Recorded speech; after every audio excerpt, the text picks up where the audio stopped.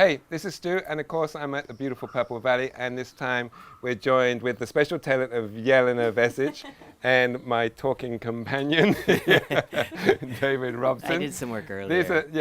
These are our favourite sort of videos where we get Jelena to do all the work, and we just exactly, it takes years to get this, break it down. So today we're going to be talking about Bhujapidasana, because it's a real posture that a lot of people have difficulty with, just to get their legs around for one thing, but then there's all the whole transition into and out of it, which causes a lot of people issues as well, doesn't it? Yeah, it's one of the unique vinyasas, so the vinyasa that's specific to the asana that you're doing. Bhujapidasana and Kurmasana have similar entries and exits. Nice. Yeah, so we'll look at that. Good. So how do you want us to start? Okay, well, let's get Jelena to demonstrate it first, and then we can break it down a little bit. So the count would be Supta on the inhale. She's going to jump and wrap the right foot over top of the left. Ashtanga, exhale, fold, chin to the floor or forehead. Drishti's the nose. 1, 2, 3, 4, 5. And then inhale, Nava, come up. Exhale here. Dasha, inhale to Bakasana position. Yikarasha, Chitwari, Chaturanga Dandasana. Dwarasha, inhale, upward dog. Trayodasha, exhale, downward dog. Okay? That was awesome. That was just an awesome transition from Bakasana straight into Bakasana. No faffing around on the sides of the arms or anything. Yeah. So, it did, yeah. Cool. Who taught it to you? Oh, I don't know. I did. All right. So how do we break that up? Okay. So first, let's look at the jump into it. All right. So this is the movement that a lot of people just have trouble with because it's kind of scary, jumping your legs Exactly. around. You feel you're going to fall on your ass, don't you, basically? Yeah, you feel like you're going to fall on your ass or you're going to break your arms, you know, if you jump forward too much. So what we've seen is that people tend to jump too high most of the time. They're thinking kind of like jumping up and lowering down into the pose. Like you would do for the other jump throughs, maybe. Yeah, but actually the trick is that you want your thighs to be pointed as much forward as possible when you jump. Okay. So you see when Jelena bends her knees and tucks her tail under, the femurs start to angle forward. She's going to try to hold the forward angle as she jumps so that the legs are going to open and then wrap around the arms. But they don't need to change angle again. And it looks so simple when she does it like that, doesn't it? She's particularly good at it too, though, But it's like, it obviously takes a lot of arm strength and a lot of core engagement, but it doesn't look so complicated, does it? Well, I think this is a really big trick. You know, it's a good hack for it. Bringing the tailbone down and keeping the hips low. So she does it by bending the knees and then curling under, and then it's almost like there's a bit of a ceiling. So when she jumps, she's not going to jump higher than that ceiling as she comes around. Just stays super low. And even just like tries to keep minimum effort almost. Well, that's the floating part of it, right? But you can see also that she's establishing the weight in the arms too. When she bends the knees, the weight is coming forward into the hands. See that movement there? Where she came forward? Yes. So now she's tipped the center of balance here. Yeah. And so when she jumps, she's not going to lose that. Watch when she bends the knees. She's still in the arms. Yeah. So she's already set the work of the arms. She's going to jump, use the power of the legs as she jumps into the arms, but the arms are kind of stable already. Yes. They didn't really have to suddenly take a lot of work. No. Yeah. When we're training people to do that, we tell them to tuck the tailbone under, drop the hips, and then when they jump, they can just start by jumping the feet to the outsides of the hands a few times. Just to get used to, you know. What that feeling feels like. Yeah, and there's almost like a feeling of release, like you're swinging the legs around the arms. Yeah. You know, you just want them to wrap. Yeah. And then eventually, when you're willing to commit to it, you'll be able to get the ankle to cross over without the feet touching the floor. Yeah. So you might want to try just doing these hops a couple times where you go through bending the knees, tucking the tail, shifting the weight, and then hopping feet to the outsides of the hands. Just to there. Yep. Yeah. And then you go back, and then you just aim them a little bit closer together. Bend the knees, tuck the tail, drop the hips, keep the weight in the hands, go forward. Yeah. So you can see she's just gradually bringing in gradually closer and closer. And then the hips have to roll out, don't they, in order for that to happen, for them to come towards the center line. Yeah. If you think what's going to happen, the shins are coming in towards the center, so the thighs have to roll out because you're not going to get that movement to come from the knee. No, exactly. Right? The knee's bending, but it's not going to internally rotate or anything. Yeah. So the knees come out, the legs wrap around, and then suddenly the legs are going to engage to hold you in position, and then it's going to be about shifting your weight and bending the elbows. So then a lot more upper body is going to come into it. So once you get the balance from the jump here, the right foot is on top. Yeah. Good. And then there's two versions you can do in Ashtanga. Usually we start with the forehead, lowering the forehead down to the floor. It's a much easier transition. You can see, though, her back is round to do that. And then eventually you bring the chin to the floor. And you watch do it. She's going to extend as she comes into it. So much straighter. Yeah, much straighter. And there's a lot more strength in the shoulders and the arms that way. Good. And you, go on there, talk her out of it. Well, see how she had to bring the feet back and through to bring the head down? Yes. Now the feet have to come forward to come back up. Yeah. A lot of the time what people do is they just try to lift the head off the floor without creating a counterbalance of dropping the hips, feet coming forward. Yeah. So as they lift, they drop back because the feet didn't come forward. Yeah. Yeah. Yeah. So they sort of get stuck on the mat. Yeah. Mm. And what I was going to say was with the chin, is it better to just rest it down or hover? It used to be, when I started, we used to say hover. Yeah. But now it's chin on the floor. Oh, so The you chin just rest touches it the there. floor. But you just rest it because if you put too much weight, it doesn't feel very No. good in the neck. Okay, so you keep it light. Yeah. All right. Because I've always done that hovering, because I thought, like with most things, as soon as you rest down, you've lost the active action. Yeah. Yeah. No. I think it's the same as if you were hovering, but you can touch it. Okay. Yeah. Is there anything I'm missing about holding the posture? And the legs have to stay really active, so the legs are constantly squeezing around the arms. I don't know if you said it. I was Yeah. doing it. So Squeezing in. Yeah. bending or activating the hamstring, I Yeah. guess, like bending the knee and adducting as well. Bhujapidasana means arm pressure pose. right? Yes. Yeah. So if you think about that, then And sometimes it's like when we do it just sort of the normal entry into it, we just jump our feet around and then we work the arms through. Oh yeah, when people Yeah. move the hands to Yeah, get into to it, get through. it's not as good. No. Okay. Because the pressure of the arms when she's doing that is creating the shape that she's going to use Yeah. in the back and the body. When she moves through like that, then she doesn't have the knees in the right spot either. Okay. A lot of the time, people aim their knees too high Uh-huh. because they're thinking the higher the knees, the higher the feet. Yeah. But if you watch when Jelena does it, her knees come down quite low when she jumps. So watch her go in again. Look Yeah, where they're the, more look where the like- knees are yeah. relative to the elbows. Okay. Yeah, they're down just above, really. Okay. Yeah.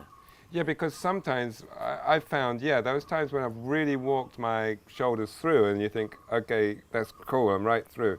Then when you come try and bend forward, it's like, oh my God, you feel so congested. Yeah, you're too So, high. Yeah, so okay, don't be so, But Vicky. the reason why we want the knees high at Yeah. first when we're learning it, it's so much easier to balance. yes, Like that initial, like, and even cross your legs because there's so much space. yes, But then coming down It's is gonna like next be- to impossible. Mm. Yeah, you have to start letting your knees slide down the hands.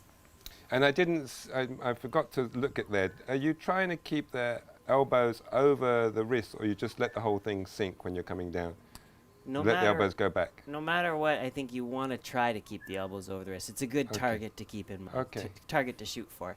But if you watch most people, the elbows will come back a little bit. Yeah, You know, just you need to be careful because anytime the elbows come off the line of the wrist, you Yeah. start to destabilize the wrist. So Okay. the pressure is going to come into the outside of the wrist usually, and that's it can be strain. You know. yeah. I'm thinking of myself now. I think I send the elbows back, which means you sink, Yeah, it's a bit of sinking. Yeah. but it saves so much tipping. Yeah. But maybe next time I'll try keeping the elbows It's over because the you're wrist. bringing the chin. I'm trying to bring the forward. chin down. So Yeah. You're looking for that space to find extension. Mm. And so that's what happens. We tend to, I do it sometimes, like when I'm tired. When you're tired. You're trying to say I'm acting like somebody that's really tired. It's Jelena tired. So it's Yeah, okay. yeah. So that's like super powerful, really. Okay, I feel better now. No, but it is hard. Like I catch myself sometimes doing it too, sending the elbows back to give me space. To go down. Yeah, Yeah. then I start to feel it Okay. in the In there. wrist. All right. So elbows over wrists next time. Yeah. Good. All right. And so then, we're in it. We've got ourselves in it. Yeah, find the exit. Yeah. Okay. So we talked about coming up, that we're going to bring the feet forward to shift the hips back. Yeah. So as she comes back up, the feet are forward, the hips come back, and you push into the hands, and you Yeah. come as high as you can. So her arms are virtually straight. Yeah. Yeah. And she's still adducting a lot to stay in position. Yeah. And now to bring the feet away from each other, the mistake a lot of people make is they straighten the legs out. Yeah. But the legs don't need to straighten. the feet need to come away from each other. Yeah. And that actually maintains the adduction of the leg. You're just rolling the thighs in as the feet come out. And then she shifted the shoulders and the head forward and then brought the feet back. Brought them around. Yeah. Can you do it again? Do you have enough energy? Yeah. So watch again. Watch what happens with the knees. The knees aren't really going to change position yet on the arms. See? Yeah. They just went to internal rotation Yeah. with the thighs. And now she pulls the knees more behind the arms. Yeah. And then pushing into the hands, the elbows stay over the wrists to come down with control. Yeah. Yeah. But what she did do, which I think people have a lot of trouble doing, is once she brought her legs apart, she raised her bum, which seemed to free up the legs to move. Yeah. She didn't. So how do you bring your bum up? Mm. How does the bum lift? It lifts by dropping the shoulders and the head. You know, because your torso, it's kind of at a fixed angle the whole time. You're pushing into your hands. Yeah. So as she drops the shoulders and the head forward, that's what lifts the hips up. We call it the bum rocket. Okay, Yeah. bum rocket. Yeah, you don't want to shoot the legs back, right, until the bum rocket is aimed in the right direction. Okay, cool. We say, you got to imagine that there's a rocket stuffed up your bum. So it's sort of a visualization practice. It really helps, yoga. I'm sure. Yeah. And so if you fire the bum rocket too soon, then it's just going to hit the floor. Yeah. And usually you've only got like one bum rocket per practice. So you want to aim your bum rocket first. Aim it and high. Yeah, shoot it out. All these tips. They all, yeah. It's totally Use gonna that change the way you visualization watch- next time you you're in watch her go practice. That's through this. really going to help, I'm Yeah. sure. Just Bum don't do rocket. it when your teacher's passing behind you. You don't want to fire your bum rocket then. Okay. So anything else you can help us with? Well, can you help us with, first of all, people that are having difficulty just crossing their bloody legs, just to get that legs to cross, even just stepping into it? At first, Yeah. people aren't at first willing to commit enough to the hands. Okay. And that's the problem when you're trying to walk your feet in and you get to that spot. You can't keep any more weight in your legs as they're coming in, but so that you have to put weight into the arms there. But if you're not willing to go back into the hands, then it's going to be hard to make the feet light enough to cross. So part of it is just getting comfortable with shifting weight back into the arms. Yeah. I'd say working on it by being stuck there a little bit, like getting almost in a way exhausted about holding all of that and letting yourself sit back or even fall back on your bum a few times. Realize it's not that far to fall. Yeah. Nothing bad is going to happen. My experience has been that it doesn't take people that long to Start to get the hang of it. Yeah. The transition can take longer. If a teacher isn't really pushing student to work on the transition, then they'll get the pose without getting the transition. Yeah, I've been really lazy on the transition. It's like most of the time I just drop my arms around the side. Really? You used to? I do, yeah. It's disgraceful, really, isn't it? But it's actually But a you're fun not here all the transition. time, David. Where's that transition? Yeah. But once you can do it, it's actually easier. Like now when we teach this and I have to demonstrate the beginner version, I'm like shaking and I'm tired. It takes so much more work than just hopping than in. Just jumping into it. It's funny. There's like effortlessness that comes with kind of... I think it's comforting with you saying that the legs don't have to be so high up the arms, because I'm always thinking, but if you jump in, the chances are that your legs are going to be lower down, and then you're not going to be able to get in so well. So, I mean, as long as they're not below the elbows, then that's right, you're pretty sorted. Think about, again, the angle, like how we get the feet to lift. We get the feet to lift by rolling the thighs out. So if the thighs are up on your shoulders, it's very difficult to get the angle of the leg to change enough to lift the feet off the floor. The knees need to drop so that the angle of the shins changes to lift the feet up. Yeah. So it does make a big difference. Yeah, that's super cool. It's kind of you don't see it in the pose, but it actually requires deep hip rotation. So much the hips have to be really open in order to get that position. But you don't see it because all you see is the muscly part of it and kind of the wrapping. So it makes sense, for instance, why in the tradition, if you can't do marichasanas, you wouldn't be doing this pose actually in traditional practice, because it means your hips are not ready open enough. Yeah, that get makes you there. sense also. Yeah. Yeah, of course. But it's just not so obvious. In this one. Yeah, brilliant. And so this is the same vinyasa that we do for Kurmasana Yes. And in a way, Supta Kurmasana, slightly different exit in Supta Kurmasana. Should we look at that? Yeah, while we're here, it would be great. Do you think the legs need to land anywhere different between the two or not? Yeah. Okay, cool. Yeah. Oh, on the arms, you mean? Yeah. Not necessarily. You could change it when you get down. Okay. You know, let's watch see it? and see. So again, the count. This is tricky. Is it's actually Supta into Kurmasana. All the way down. Yeah. Ah. You mean that sort of half an hour of faffing around that I normally do? That's not part of it? Is that just meant to be one count? Maybe it changed. Yeah, I think so. It must be a recent thing. Yeah. So, yeah, she did it pretty quick. Yeah. So I guess if it's Supta on the inhale into the posture, if you look at what's happening, she's all on the inhale, jumping the legs around the arms, sitting the hips down, stretching the arms as she straightens the legs, brings the chest to the floor. Once she's all the way down, she points and lifts the heels. Okay. Yeah, and then exhales. And that would be one.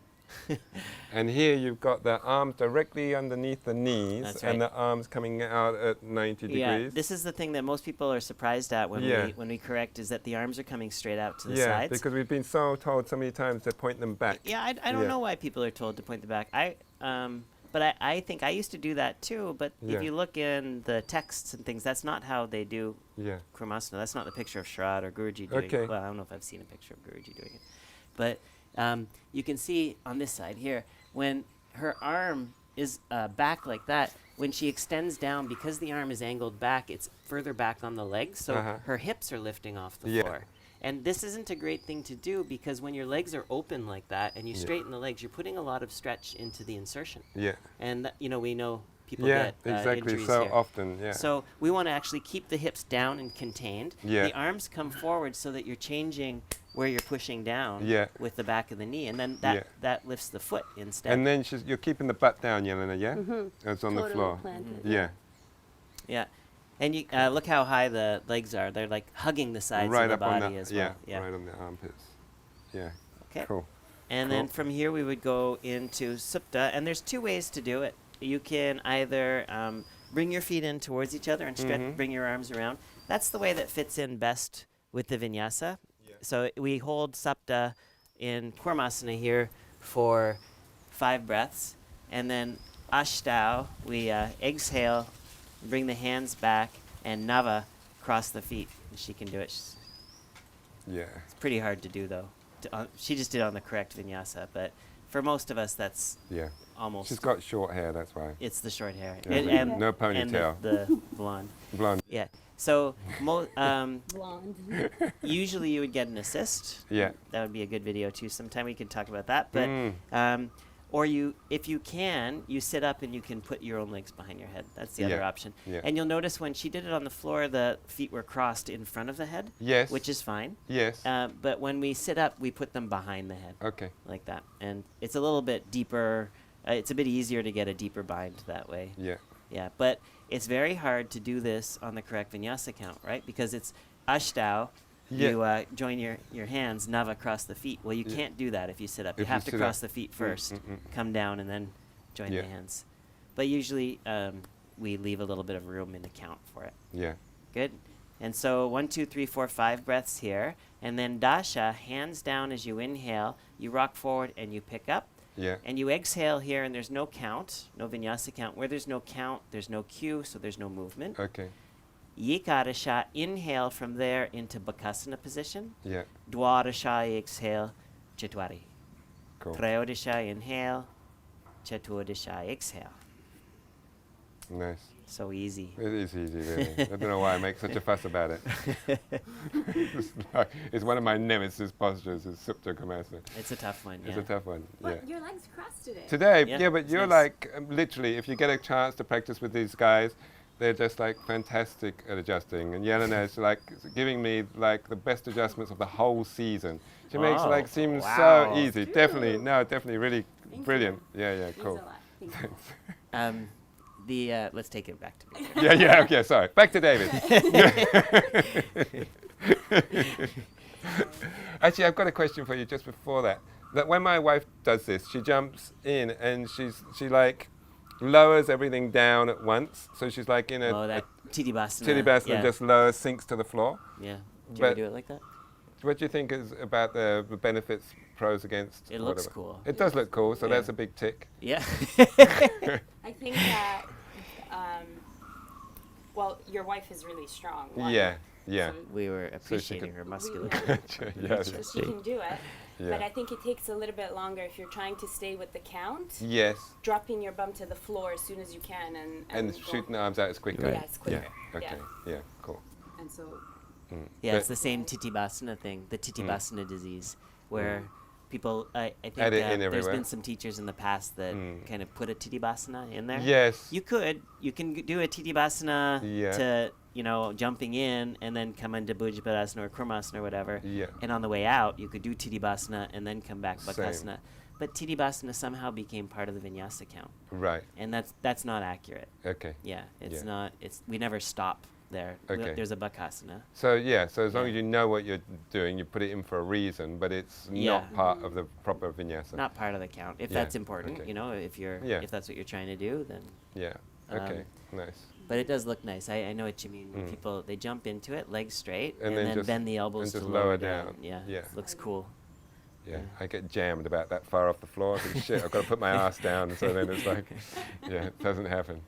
You can see too how Bhujapidasana sets you up for the same all of the work that you have to do there. Yeah, perfect. And you were going to say something else before I threw that question in. It was that. Okay, yeah, cool. Yeah, they're definitely linked together. Yeah. Awesome.